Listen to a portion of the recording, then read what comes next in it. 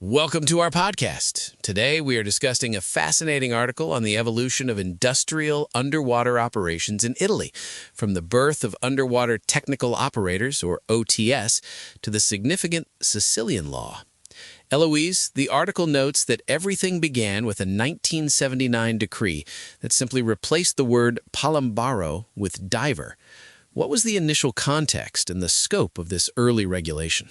That is right, Noah. The ministerial decree of January 13, 1979, from the then Ministry of Merchant Marine, created the category of divers in local service.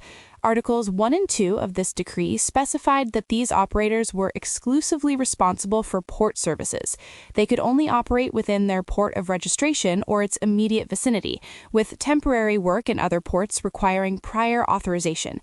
It was a very narrow scope, strictly focused on port activities. So a highly localized regulation initially. However, the article indicates that this decree underwent integrations and modifications quite rapidly.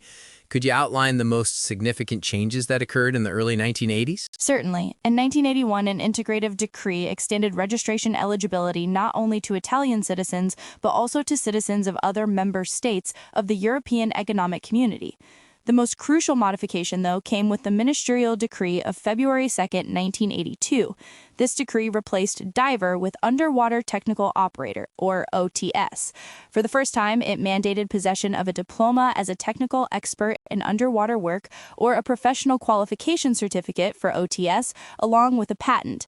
This truly marked a step towards greater professional formalization. The shift from a mere term substitution to requiring a specific qualification is notable, yet the article suggests that despite these decrees, the regulatory framework remained incomplete, leading to non-legislative adjustments. What were these adjustments, and did the Costa Concordia incident play a role in this evolving landscape? It did. Several non-legislative initiatives emerged to fill the gaps. For example, in 2006, a decision by the Lazio Regional Administrative Court abolished the maximum age limit of 35 years for OTS. In 2012, a document from the Ministry of Infrastructure and Transport granted non-EU citizens regularly residing in Italy the right to registration and the recognition booklet. The Costa Concordia incident of 2012, however, truly highlighted a significant limitation. The Livorno Port Authority, responding to complaints from OTS not hired for the wreck recovery, clarified that the 1979 decree only applied to activities within ports. The Concordia wreck, being outside the port area, did not fall under that regulation, revealing a clear distinction between inshore and offshore diving that Italian legislation had not adequately addressed. That incident exposed a critical regulatory gap for offshore operations. This leads us to how major companies in the sector began developing their own guidelines.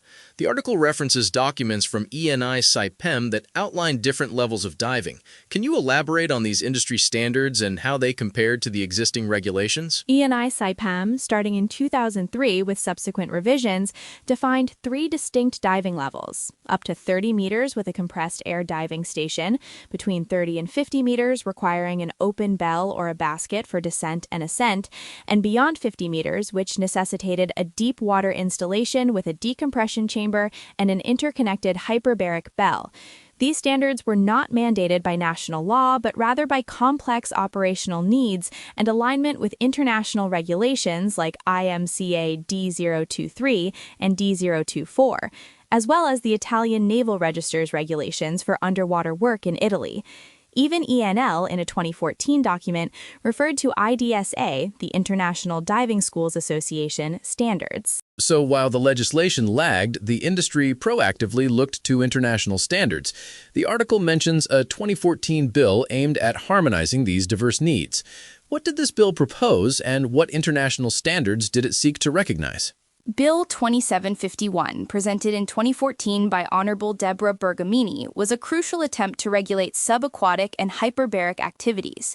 It explicitly recognized three core pillars for training and operations in the offshore sector: the IDSA training standards, which are the only international educational association for industrial subaquatic activities; the IMCA operational standards, which also incorporated UNI 11366 safety regulations; and the Health and Safety Executive, or HSE, safety standards from the United Kingdom.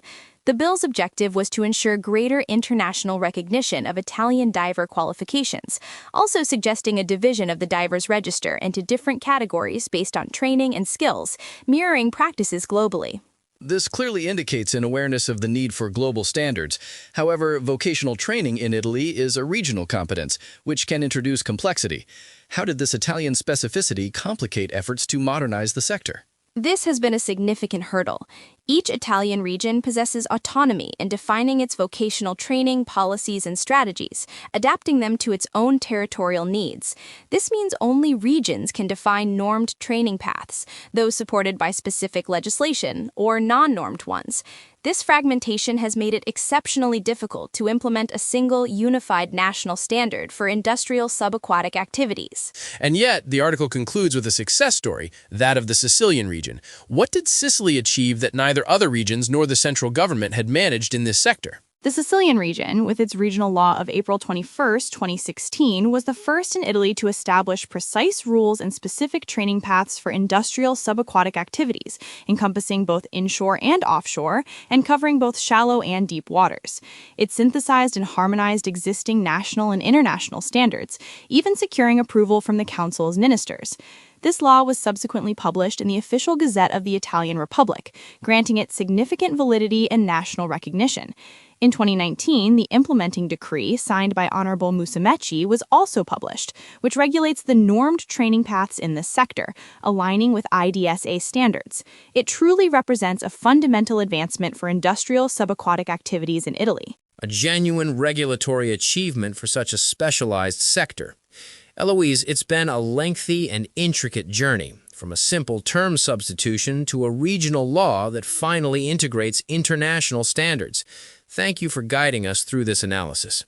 In our next episode, we will delve deeper into this very important law of the Sicilian region, its implementing decree, and its broader implications. Thank you, Noah.